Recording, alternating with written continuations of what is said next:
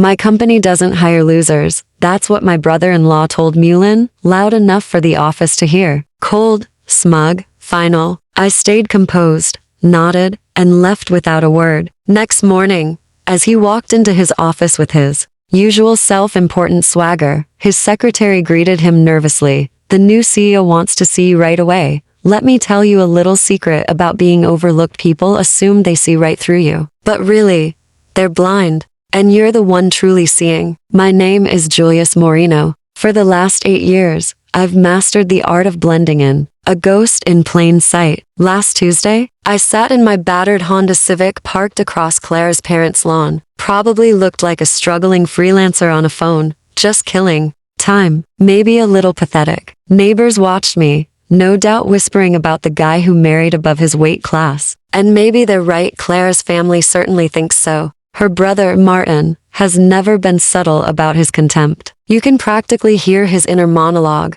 Why would someone like Clara settle for that? They see the rundown car and cheap clothes and draw their conclusions. What they don't know is that I choose this life. They don't see the 37 high-end cars stashed away in temperature-controlled garages across several states. They don't know that the nobody they look down on owns one of the most powerful investment firms on the continent. Helios Holdings. Yeah, I started it during college back when people thought the internet was just a fad. I built a fortune flipping digital properties while my classmates were chasing internships. Now, Helios controls slices of major industries: real estate, technology, manufacturing, even pro sports teams. Our total holdings are worth more than the GDPs of many countries. But no one knows. Not Clara, not her family. Not the guy at the gas station who gives me discount coffee out of pity. They see a struggling graphic designer with mismatched socks. That's all I need them to see. There are security reasons, of course. When your net worth has commas and decimal places, you're a target. Kidnappings, lawsuits, people looking for handouts. I've watched fortunes destroy families, so I hide, disguise my identity, bury my wealth under layers of shell companies and airtight NDAs. But truthfully, it's not just about safety. It's about people. People will show you who they really are when they think you're powerless. When they believe you're beneath them, that's when the masks slip. Martin is the perfect example. At family events, he beams with pride about his job at Granite Corp, recently promoted to acting executive director, a title he repeats like it's engraved on the 10 Commandments. He puffs up like a peacock, treats waitstaff like servants, and looks at me like I'm something sticky on his shoe. Jules still doing that little computer thing? He asked a month ago, with mock air quotes. Maybe someday he'll get a real job. Everyone laughed. Even Clara looked uncomfortable. I smiled and let it roll off. Why not? After all, Granite Corp is a subsidiary of Meridian Tech, which is owned by Pacific Investment Group, which is controlled by Helios Holdings. Martin's employer is me. His raises? His new title? That shiny corner office with the skyline view?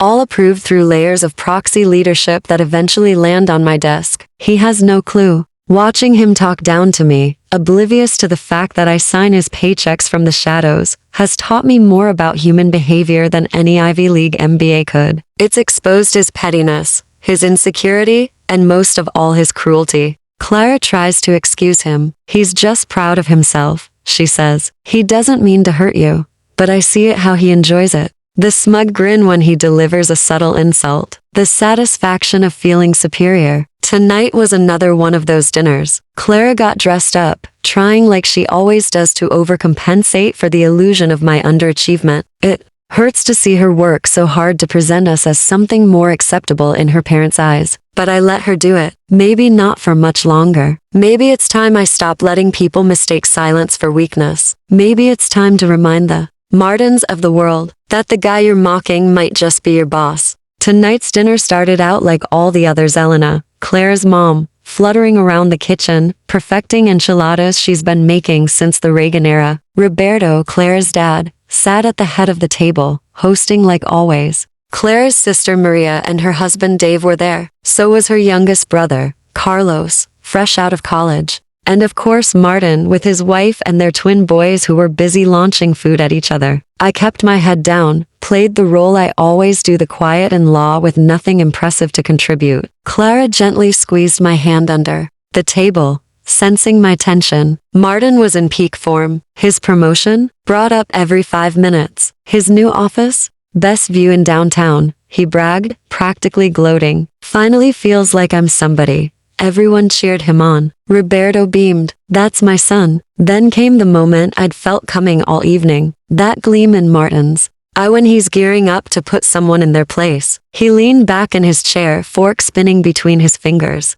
And what about you, Julius? He said. Still doing your little freelance design thing? I took a sip of my drink. Yeah, still at it. Must be tough getting enough clients, he said, his voice dripping with condescension. You? Managing to, pay the bills? His words hit the table like a slap, but I didn't flinch. Clara started to speak, probably to defend me, but I raised a hand gently. No worries, I said. It pays better than you'd think. He chuckled, clearly unconvinced. Well, good on you, man. Gotta hustle these days, right? I smiled. Not because it was funny, but because this arrogant man who looks down on everyone has no idea that the very chair he sits in at work, the salary he boasts about, the job title he flashes, like a badge, all of it exists because of me. And in that moment, something shifted inside me. The time for playing invisible might be over. He'd been busy lately, tied up with finishing a major project actually. But just as I was about to explain, Martin cut me off with a raised hand, like a traffic cop halting the flow. That reminds me, he said, leaning back in his chair, voice dripping with fox generosity. There's a spot open in the marketing team over at Granite Core. Entry-level gig. Nothing glamorous, but steady money, benefits, the works. The room went still. Every eye turned to me. Clara looked especially hopeful. She had been nudging me for years to find what she called a real job, completely unaware that I already held one more real than she could imagine. Martin was warming up now, clearly enjoying the moment. I'd have to pull a few strings to get you in. Of course. You're a bit overqualified or under, depending on how you look at it, but hey, family's family. I felt Clara stiffen beside me. She knew the tone. She'd lived with Martin's brand of veiled cruelty all her life. The smirk was already spreading across his face. But here's the thing, he went on, eyes narrowing. And I hate to say it, really, but we don't take on failures. The words hit the table like a hammer. You could hear the tension snapping. Maria gasped. Dave suddenly took great interest in folding his napkin. Carlos looked like he wished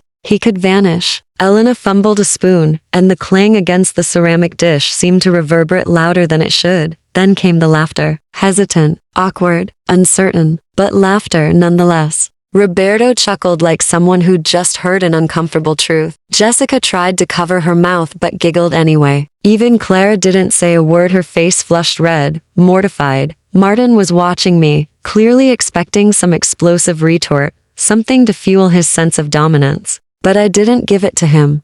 I set down my drink, carefully, looked him dead in the eye and said, I understand perfectly. That was all. No yelling, no accusations, no dramatics. Just those four words, quiet and controlled, yet somehow louder than anything else spoken that night. Martin blinked, thrown off by my lack of reaction. He stammered, It's nothing personal, just business. We've got standards, absolutely. I nodded. Standards matter. The conversation limped on after that. Someone brought up Carlos's new relationship, Maria's job interviews, a bit about the upcoming rain. But for me, something had shifted, something deep. For nearly a decade, I'd watched Martin bulldoze people with fake smiles and thinly veiled insults. I'd looked the other way when he disrespected waiters, belittled strangers, made himself feel bigger by stepping on others. I told myself it didn't matter, that my privacy, my cover, was more important than his arrogance. But calling me a failure, making Clara feel ashamed of me in front of her entire family, that crossed a boundary I hadn't even realized existed.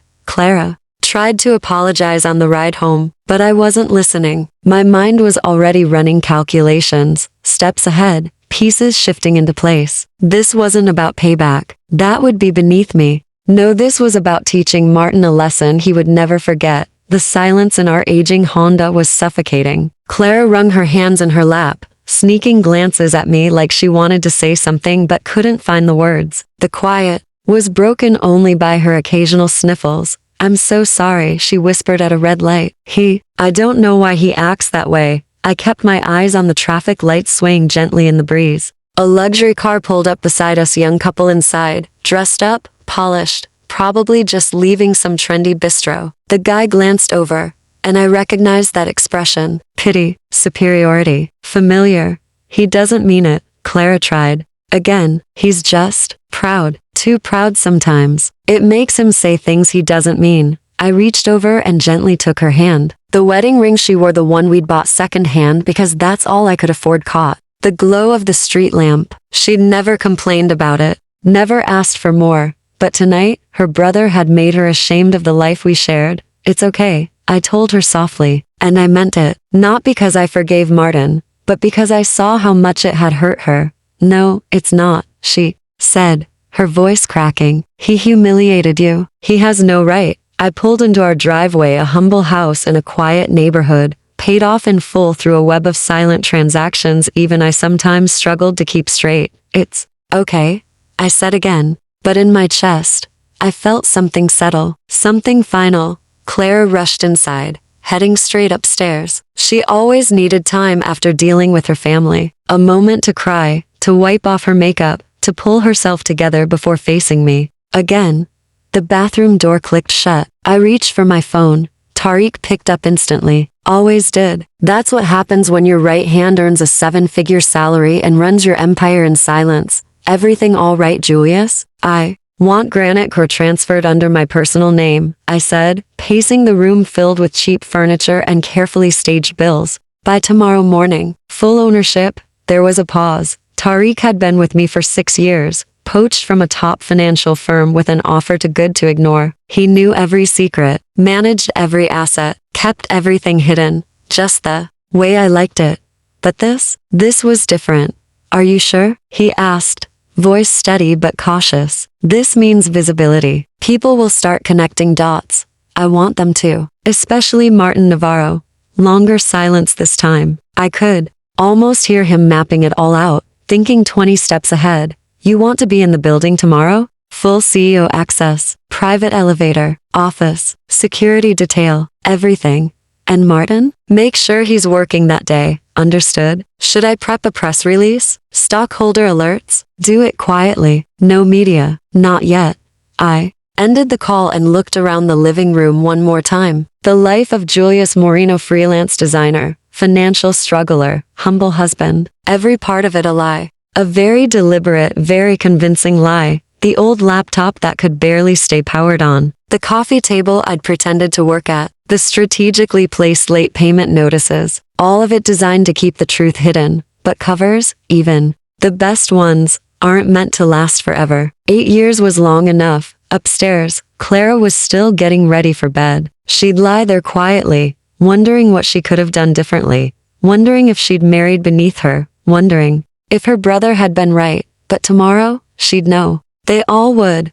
This wasn't about revenge. That was too crude, too emotional. This was about clarity. About teaching a man like Martin that the people you look down on might just be the ones signing your paycheck. But most of all, I was doing this for Clara because she deserved to walk into any room with her head held high. Because she deserved to be proud of her husband. Because no one, especially her family, would ever again treat her like she settled for less. The next day, walking into Granite Core felt like stepping onto a chessboard I had spent years designing. The tower shimmered with mirrored glass, artwork. In the lobby looked like it belonged in a museum, and every hallway buzzed with polished ambition. I wore an Armani suit tailored years ago and never touched until today. Shoes hand-stitched in Milan, a wristwatch that could fund someone's entire college education. I walked in looking, finally, like who I really was, a man worth hundreds of millions, who had decided it was time to stop hiding. She looked at me differently that morning, Clara,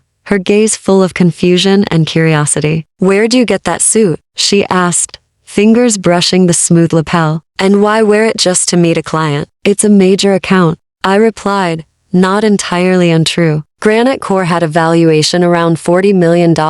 That's a big client to most, just not to me anymore. The lobby downstairs. The security guard gave me a once-over, clearly surprised. I usually showed up here in worn jeans and thrift store shirts whenever I picked Clara up from her company's gatherings. But now it looked like someone who owned the elevator he was guarding, Julius Moreno. I'm here to see Mr. Alvarez, I said, offering my ID with calm authority, the kind that comes from knowing you're the one signing the checks. Right away, Mr. Moreno. He scrambled for the phone. As I waited, I absorbed the space around me. I'd walked these halls before, but always in the background, Claire's forgettable +1 at holiday parties. Now I viewed it with fresh eyes. The floors gleamed, the security was robust, and the staff moved with efficiency. Granite Core had been a good acquisition. The only major flaw in the company was sitting in an office upstairs, likely barking orders and criticizing someone. At this very moment, Mr. Moreno? A voice called behind me. Miguel Alvarez approached, extending a hand, his expression tinged with confusion. I'd tracked his numbers for years, dependable, fair, and respected by all. Mr. Alvarez, I greeted him. Thanks for arranging this quickly. Of course, sir. Though I admit, when legal called about the transfer this morning, we weren't expecting someone like me, I offered with a half smile. He gave a sheepish nod. We just didn't foresee any shake-up in leadership. Everything's been smooth.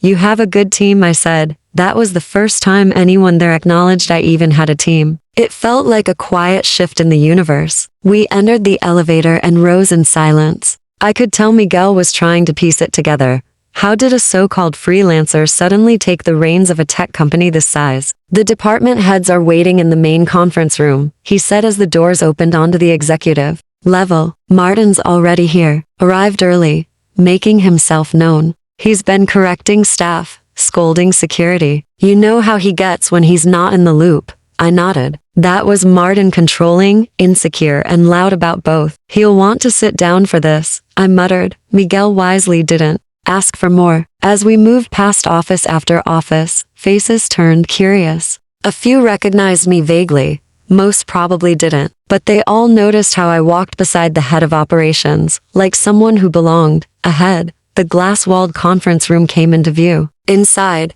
a dozen suited professionals sat in hushed conversation. At the head of the table was Martin, confident, animated, unaware. Your nameplate arrived this morning, Miguel noted, gesturing discreetly, and there it was on the door to the corner office, once Martin's kingdom. A brass plate gleamed. CEO Julius Moreno. I smiled. Inside, Martin kept chatting, clueless. But not for long. Shall we? Miguel asked, resting his hand on the door. I straightened my tie, inhaled deeply, and nodded. Let's begin. The meeting unfolded just as I envisioned. I introduced myself, laid out my vision, and thanks to my prep team, most attendees received the news well. A few curious glances, some respectful nods, but overall, they adapted quickly. Everyone, that is, except Martin. He looked stunned, like someone had dumped a bucket of ice water on his head. I don't get it, he stammered midway through my presentation. Julius, how did you? When did you?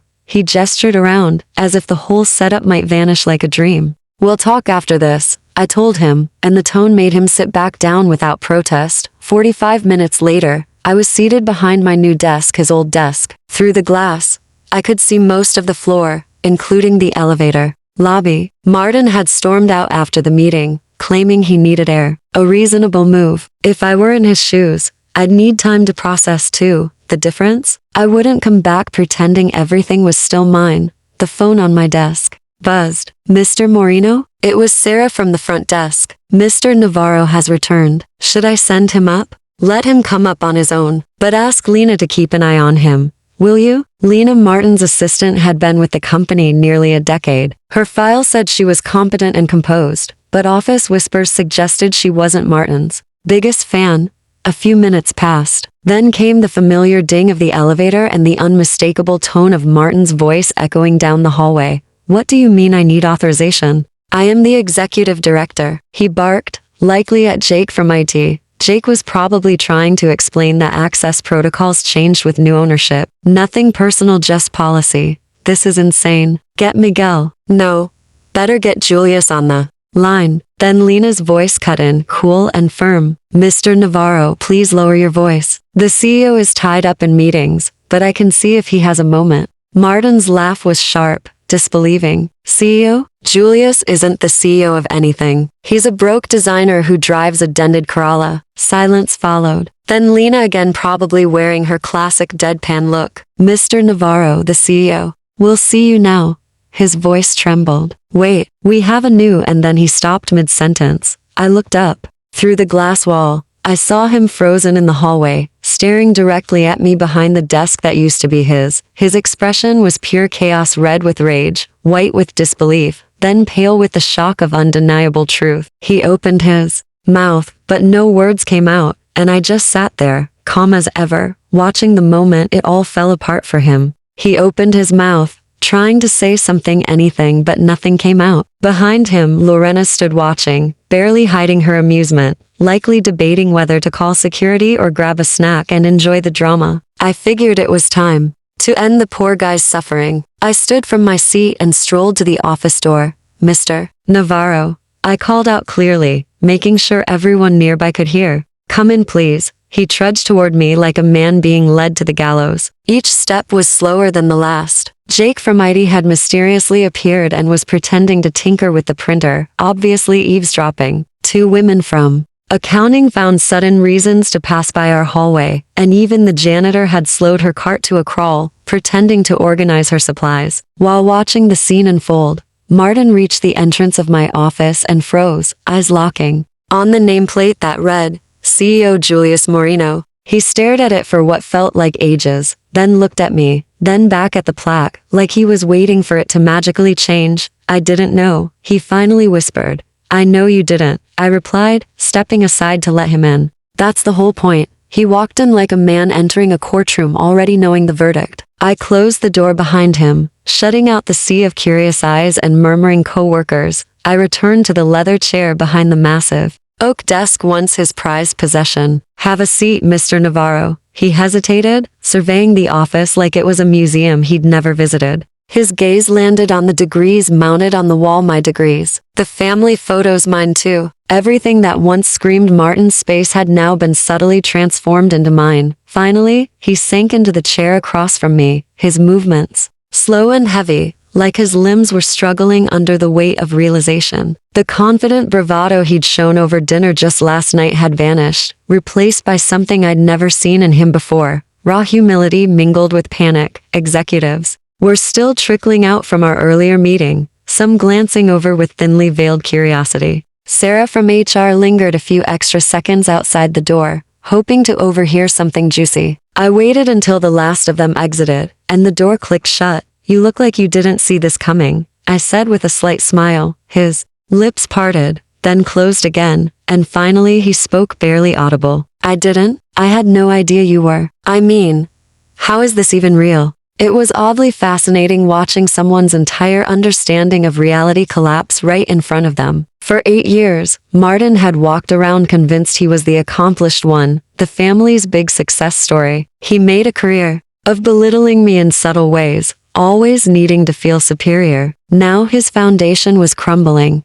I leaned back in my chair. It makes sense now, I said thoughtfully. Why you never asked questions. Why you never wondered how the supposed loser in the family could keep your sister happy for 8 years. I never thought. Didn't think what, Martin? I asked, lifting an eyebrow. Didn't think someone quiet might have something worth saying? Didn't consider that maybe I was choosing not to talk about my life, not because I was embarrassed, but because I was watching? Sweat had started to bead along his brow despite the cool air. He looked deeply unsettled. I just always thought you were. I mean, you drive that old car. You live in a small house. You never mentioned work. Exactly, I said calmly. I was observing. I wanted to see how you acted when you thought you had power. I wanted to understand what kind of man you really were when you believed someone had nothing to offer you. The silence between us stretched thin. Outside, the everyday office noise continued, ringing phones, fingers tapping on keyboards,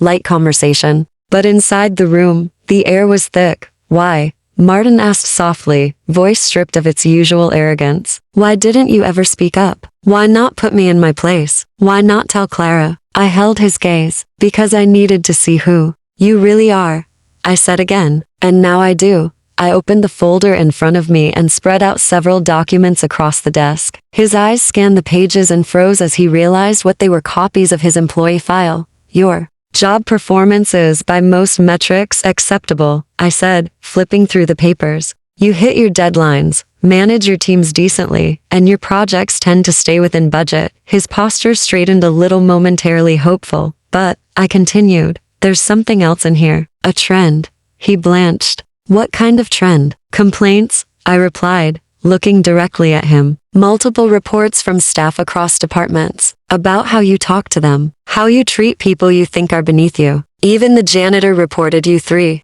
separate times. His skin turned a shade paler. The cocky man from last night had completely vanished, replaced by someone who, for the first time, looked like he was realizing the cost of underestimating others. I leaned in slightly. This isn't just about titles or offices, Martin. It's about character. And now that I've seen yours, I know exactly what to do next. He sat across from me, pale and visibly shaken, as I spoke firmly. You've made people feel small, Martin. Not just me. Not just once. It's been a pattern, one you never cared to notice because you thought no one would ever have the power to call you out. But now, I do. His mouth opened, a weak protest starting to form. I didn't mean no. I interrupted. You never mean to hurt anyone, right? But you do over and over again. You treat the janitors the same way you treat me at family dinners. The only difference? Now I'm in a position to speak up. And I intend to. Martin's complexion turned ashen. He looked physically ill. Julius, I had no idea. I swear, I didn't know who you really were. And that's the issue, I replied coldly. You didn't disrespect me because you assumed I was broke. You disrespected me because you thought I couldn't do anything about it. There's a crucial difference. One reveals your true character. The silence that followed was suffocating. Martin sat quietly, likely reliving every mocking joke, every insult dressed up as banter, every moment he'd humiliated me in front of Clara. He finally asked, in a voice barely above a whisper, "What happens now?" I closed the file slowly and fixed my gaze on him. You have a decision to make, I told him. You can either take this as a turning point, start treating everyone regardless of title or paycheck with dignity, or you can pack up your things and go. His eyes widened with fear. You're firing me? I'm giving you a choice, I clarified. The same choice you denied me when you stood in front of my wife and called me a failure. A chance to rise above your worst moment. For a long while, he sat still, absorbing it all. Then, for the first time since I'd met him, he looked at me with something close to respect. I understand.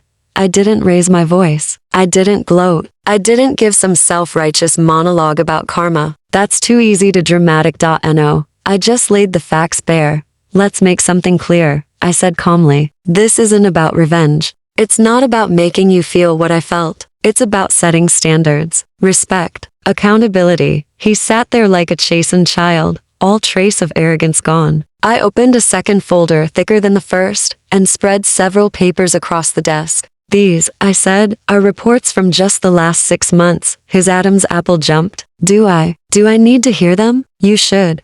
I flipped the first page. Maria Rodriguez, accounting. She says you made her cry in the break room because you scolded her over a delay in your expense reports. 2 days late, and it wasn't even her fault. I saw recognition and shame wash over his face. He remembered it, but probably convinced himself it was justified frustration, not bullying. I flipped to another page. James Patterson, night security, 63, retired cop. You complained he was too slow because he insists on checking IDs properly. That's not slacking, Martin. That's integrity. I was just trying to uphold security. No, I cut him off. You are questioning the credibility of a man who spent his whole life protecting others, and who's now working long hours to maintain his dignity. He flinched. And then there's Miguel Santos, head of the cleaning crew. I pulled out another report and read directly. If you were smarter, you wouldn't be stuck mopping floors for people like me. He looked stunned. I don't remember saying that,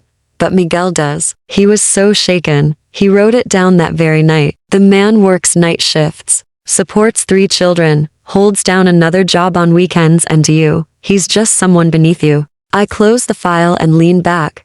You've made this a habit, Martin. Anyone who you think won't bite back, staff, guards, cleaners, you treat them like they don't matter. The difference is now I can bite back. He opened his mouth, closed it, tried again. I didn't realize. You didn't care, Martin. And that's the truth. Not until it cost you something. And what really stings is that you're not even evil, you're just thoughtless. You're so busy measuring your own importance that you forget other people matter. He looked down again, lips tight, eyes glassy. What you said to me last night, I continued, about not hiring failures. That wasn't just a personal attack. That's how you see the world. If someone isn't successful by your definition, they're not worth respecting. His voice was soft. I was wrong. Yes, I agreed. But being wrong isn't the problem. Refusing to learn from it is. I stood and walked to the window, watching the city buzz below. I knew Clara was probably at work, still thinking I was some defeated freelancer her brother had embarrassed. Soon, I'd have to tell her everything who I really was, and what had happened today. I'm not letting you go, I said quietly, but don't think this conversation is being swept under the rug. I turned to face him. You want to stay here? Fine. But the way you speak to people, the way you treat them, the way you think of them, that all changes. Starting now. Martin looked up at me. Gratitude flickered in his expression, tinged with guilt. I understand, he said, and for the first time since I'd known him, I truly believed he did. That evening, as I drove to Clara's parents' house, the air felt different, lighter, because I wasn't hiding anymore. The previous night had been vastly different. For one thing, I wasn't behind the wheel of the old, dented Honda anymore. I had finally taken out one of my actual vehicles, a modest BMW. Nothing too flashy, but certainly enough to make people reconsider their assumptions. Clara kept brushing her fingertips along the sleek leather interior, visibly intrigued but hesitant to press me for answers. This is beautiful, she said as I pulled up to her office. Whose car is this? Mine, I replied casually. That was the truth, but it opened the door to a dozen more questions, which I postponed by promising to explain everything over dinner. As we pulled into her parents' driveway, I spotted Martin's Lexus already there, the same one he'd been showing off for months. It didn't look nearly as impressive parked next to my BMW. Through the window, I saw the whole family gathered around Elena's signature dining table. They were probably wondering why we were late. You're different today, Claire said, as we approached the door, more at ease, but also like you're carrying something big. She had no idea, Elena answered with her usual warmth, though her eyes widened slightly when she took in my appearance. I was still wearing the Armani suit from earlier, a sharp, charcoal piece that had survived an entire day of back-to-back meetings and life-altering revelations. Julius, you look so handsome tonight, she said, giving me one of those rare, celebratory hugs. What's the occasion? Just felt like dressing up, I replied, and I noticed Clara giving me a puzzled glance again. The dining room hadn't changed in the slightest since the previous evening. Same decor, same faces, but the atmosphere was unmistakably altered. Maria and Dave were deep in conversation. Carlos was busy showing something on his phone to Roberto, probably another goofy internet clip. And there, seated in his usual spot, was Martin. But this wasn't the same Martin from yesterday. Gone was the cocky, self-satisfied man who'd spent half an hour talking about his job perks and company car. Tonight,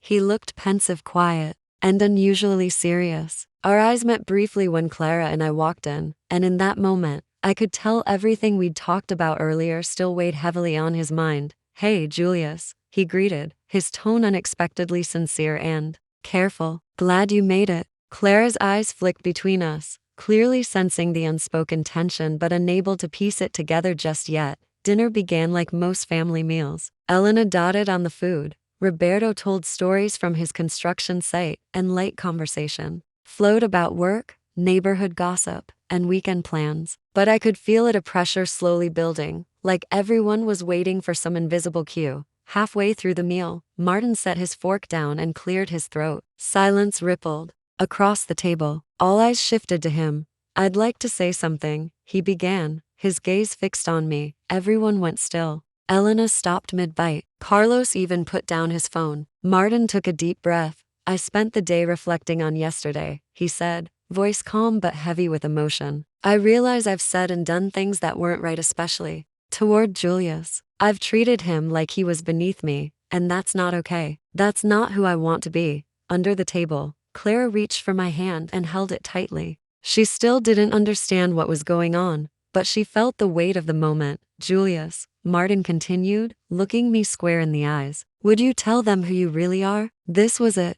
The moment I'd managed to sidestep. For nearly a decade, the truth that would alter the way this family saw me forever. I rose slowly, adjusting my tie. Every face around the table was focused on me. waiting for some revelation that would justify Martin's dramatic shift. My name is Julius Moreno, I said, my voice steady. I'm the founder and CEO of Helios Holdings, one of the top investment firms in North America. Granite Core, where Martin works, is one of our subsidiary companies. I took over direct operations yesterday morning. Pandemonium broke out. Carlos dropped his phone. Maria let out a gasp and started choking on her water. Elena's hand shot to her face in shock. Roberto's fork hit his plate with a loud clang, but Claire's reaction meant the most. She stared at me like I was a stranger. Her lips parted, eyes wide with disbelief.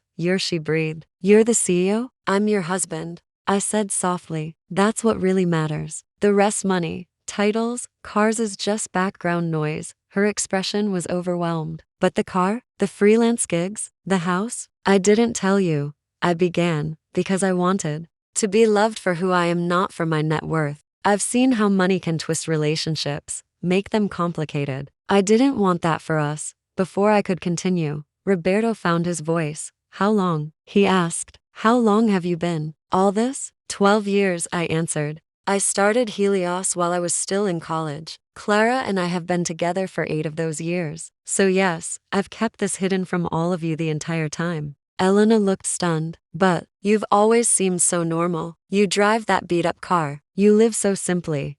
Because I didn't want my life or my love to be defined by wealth, I said, turning to Clara. I wanted to make sure what we had was real. The silence stretched for several long seconds. Then Clara stood, came around the table, and threw her arms around me. You absolute idiot, she whispered, and I felt the warmth of her tears against my cheek. You really thought I cared about any of that? She pulled back just enough to look into my eyes, her voice barely audible. No wonder you never complained. The room buzzed with tension, voices overlapping and emotions rising, when Clara leaned into me, resting her head gently on my shoulder. No wonder you always stayed so composed when he... Her voice cracked, then faded into silence as she pulled back, eyes glossy with tears. Why didn't you ever tell me? She whispered, the question hanging in the air like a verdict. It was the moment I'd avoided for 8 long years, one I had prepared for, yet dreaded. Every eye around the table was on me now, waiting, expecting some kind of answer that could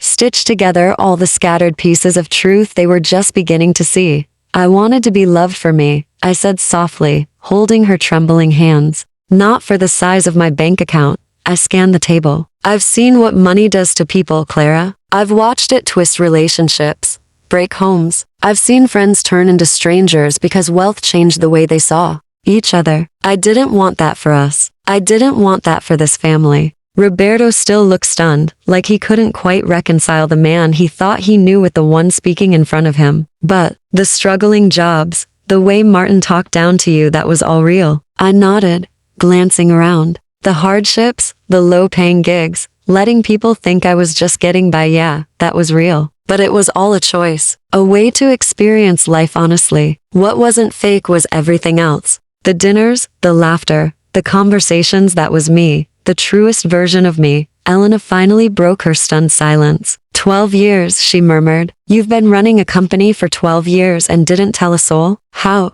big is it? Maria added, clearly struggling to process the revelation. Does it really matter? I said, exhaling as I sat back down, gently guiding Clara into the chair beside me. What matters is I haven't changed. I'm still the guy who helps Elena clean up after Sunday meals. I still pretend to care about Roberto's long construction anecdotes and smile through Carlos's gaming rants. That's the man I am. But even as I said it, I knew something had changed. It was in their eyes, a different kind of attention. Not fear or resentment, but a new respect, curiosity, maybe even admiration. The weight of my hidden identity had shifted something, not just in them, but in me too. Then Martin cleared his throat. He hadn't said much through the entire thing, which in itself was unusual. His voice, when it came, was measured. Julius, there's something I need to say. What I said yesterday about not hiring failures, that wasn't just unkind. It was cruel, ignorant, really. I had no clue who you were.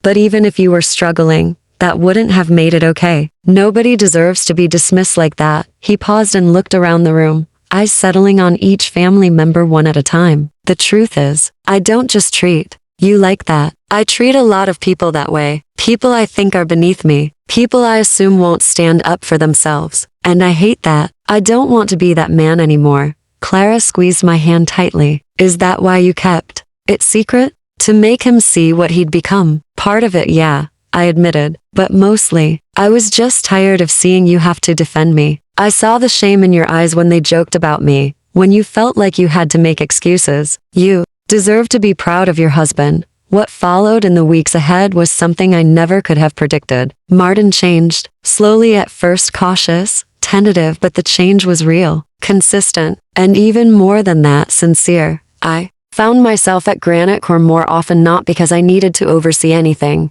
but because I wanted to watch him. See for myself if the man who'd once laughed at the idea of treating janitors with kindness could truly become someone different. The signs began subtly. Martin started greeting the cleaning staff, thanking the receptionist, not performatively, not as though checking a box, but with genuine warmth, like he had woken up from something and was finally seeing the people around him as equals. And then came bigger shifts. He started remembering people's names, not just department heads, but security personnel, delivery drivers, even the overnight cleaning team. One night, as I was heading out late, Miguel Santos, the same janitor Martin had once disrespected, stopped me. He apologized, Miguel said. Not just some empty sorry either. He asked about my kids, my second job. He even asked if there was anything the company could do to make my nights easier. I've been doing this work for 15 years, and I've never had a higher-up talk to me like that. But perhaps the most surprising moment came during a quarterly budget meeting. Martin had always been the one to push for slashing employee perks, cutting lunch programs, axing wellness benefits, freezing equipment upgrades. But this time, he was the one defending those line items. If we expect people to give us their best, he said, standing firm in front of the board, we need to show them we value them. That means better healthcare, better facilities, and actual opportunities to grow here. Sarah from HR blinked in disbelief. You wanted to cancel the employee assistance program last quarter. I was an idiot, he said plainly. I'm trying not to be one this quarter. It wasn't just in the office either. The changes followed him home. At family gatherings, Martin became softer, more present. He stopped talking over people and started listening. He asked Elena how her projects were going instead of bragging about his own. He asked Carlos to teach him something about his games, even if he didn't understand a word. He became, well, human. Clara told me one night, long after everyone had gone home, that she was starting to see him the way she always wanted to. You didn't just change his mind, she said, her head on my chest. You changed his heart.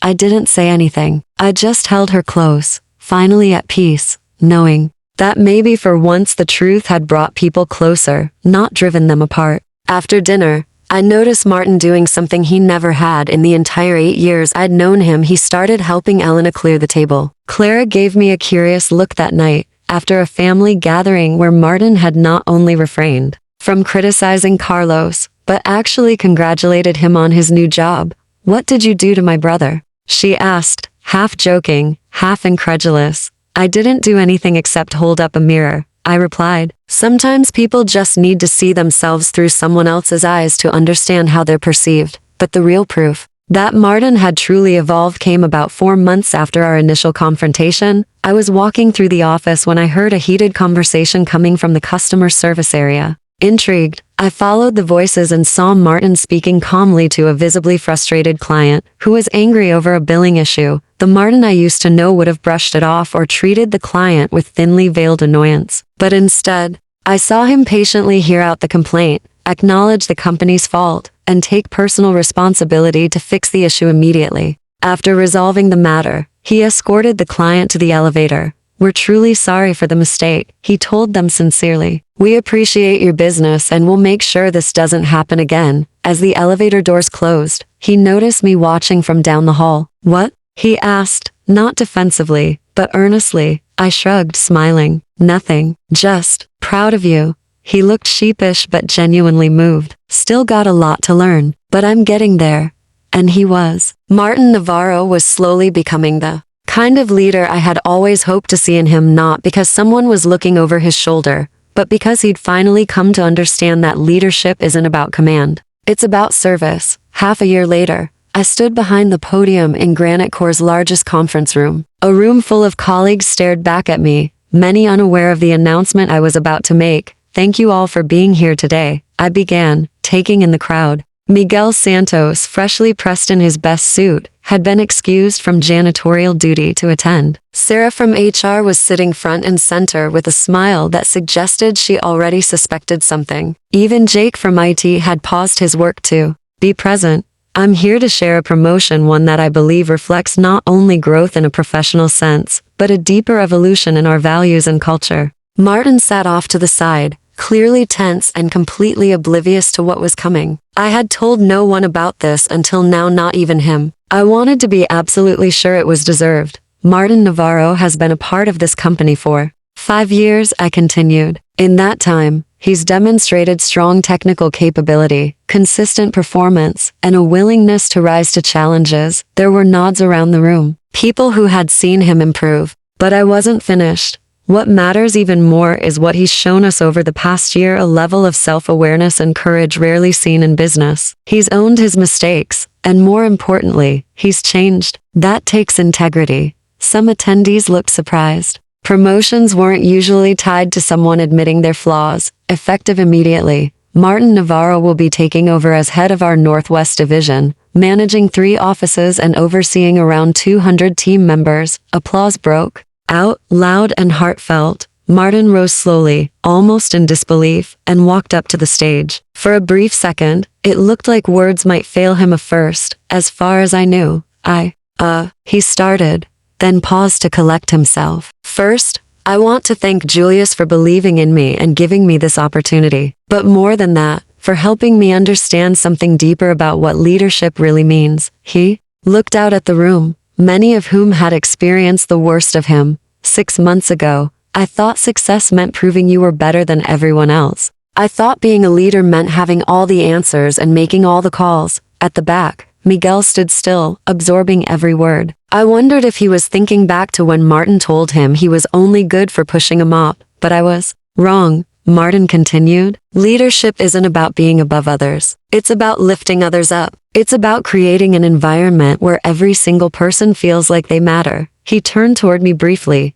Julius taught me that real strength doesn't come from making others feel small. It comes from helping them feel seen, valued, and important. The room had fallen into a deep silence, not out of awkwardness, but out of genuine emotion. I know I haven't always lived that way. Some of you saw a version of me I'm not proud of. I can't change the past, but I can promise this: I'm going to do everything I can to be better moving forward. I want to lead a team where every role is respected, where performance isn't the only thing that's measured. Kindness, integrity, and collaboration matter too. The applause that followed was warmer than before, personal. It wasn't for the title, it was for the journey. Later that evening, we gathered at Elena's for a small celebration. The whole family came. Clara was beaming. Roberto kept shaking his head in disbelief that Martin, his sometimes embarrassing brother-in-law, had become a respected executive. Elena, as always, fussed over every detail. Martin stood, raising his glass. I want to say something, he announced, to Julius, for not just offering me a second chance, but for showing me what true strength looks like. He looked at each of us around the table. Real success isn't about titles or numbers. It's about how you treat the people you don't think can offer you anything in return. I lifted my own glass in response. What satisfied me most wasn't some petty victory. It was watching someone grow, watching a culture evolve, seeing how using influence not to control, but to empower, could transform lives. The most rewarding kind of success, I realized, is the kind where nobody has to lose.